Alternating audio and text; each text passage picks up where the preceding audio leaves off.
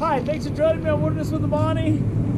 I'm getting ready to go fish the special regulation stretch of the Truckee River east of the Mustang Bridge in Nevada, and I thought this would be a good time for me to put up a clip for people that are new to fishing or new to fishing special regulation waters in general about what I do to keep things straight in case I run into a game warden, and to make sure I comply with the law when I'm fishing under special regulations. When I'm fishing in special regulation waters, I take everything out of my pack that has to do with bait fishing, with the exception of my worm blower and my bells for bait fishing, because if I take those out of my pack, I'm gonna get out there and I'm not gonna have them. So I leave those in there, but there's no power bait, there's nothing with scent, there's nothing in my pack that doesn't comply with artificial barbless only. And that's the kind of special regulation I'm talking about. In this situation, it's single barbless only. All I've got are jigs that are barbless. I got some woolly buggers that are barbless. And then even though I don't have my fly rod with me, I got a bunch of nymphs that are barbless, because if you watch enough of my river videos, in certain situations I'll bust these out with a small bobber, and I've caught some really nice fish doing that. My method for making barbless hooks, and I already have a clip for this in my Fishing Tips playlist, I just use vice grips, and I order these needle files. Now, you see these are bigger than the other ones. I ordered a set that was too big, and I can only use these two. The set that works best for me, and you can order these on Amazon for under 10 bucks, these needle file kits. This is the Diamond Files needle file kit. These are 100 millimeter by 2 millimeter. I guess that's how big they are, but I ordered another set that was like $6, $7, and it was no good. It was too big, and what happens is, if the file's too big and you catch too much of the hook, it makes a notch in the hook.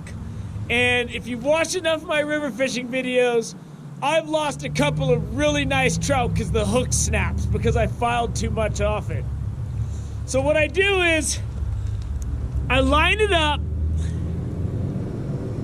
and you can see the notch in my vice grips, because what I do is, I line it up, I know exactly where the hook needs to be, and then I rest the file on the vice grips and just file the hook away, and then I do some finishing touches. When you're doing flies, I don't use the big, fatter files. Like, these flat ones are really good for doing the jigs because they're wide. If you try to do small nymphs and stuff like that, you'll go boom, boom, boom, and the hook will just fall off. You'll file right through the hook. So you gotta use the right kind of file. So these kits have several different shapes of files. You're not gonna be able to use them all.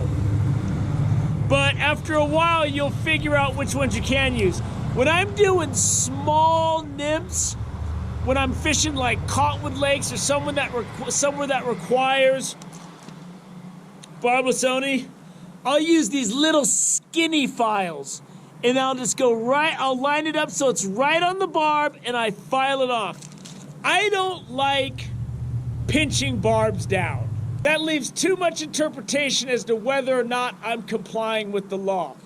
So when I finish filing my barb off, I do it in my kitchen. I have a strong kitchen light. I hold it up and I look at it, and I make sure that the barb is completely gone.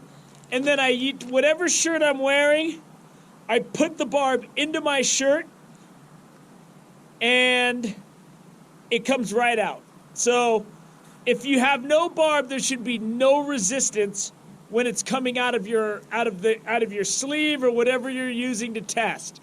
So this barb passes, it comes in and out, no problem, boom, boom, and I like doing this because if I hook my clothes, if I hook my car seat, or I hook myself, I can just pull the hook right out, and it's no big deal. With a barb, it gets more complicated.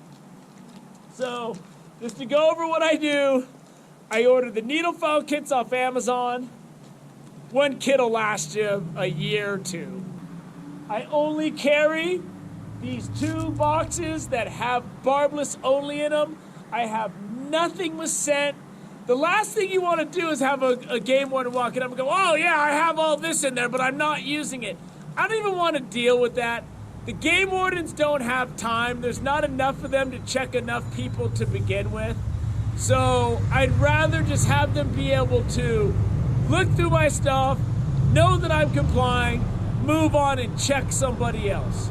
So I hope that helps keep any kind of complications from happening when you encounter game wardens in special regulation waters, and I hope that helps you maintain compliance with the law when fishing in special regulation waters. Thank you for joining me on Wilderness with Amani. Until next time.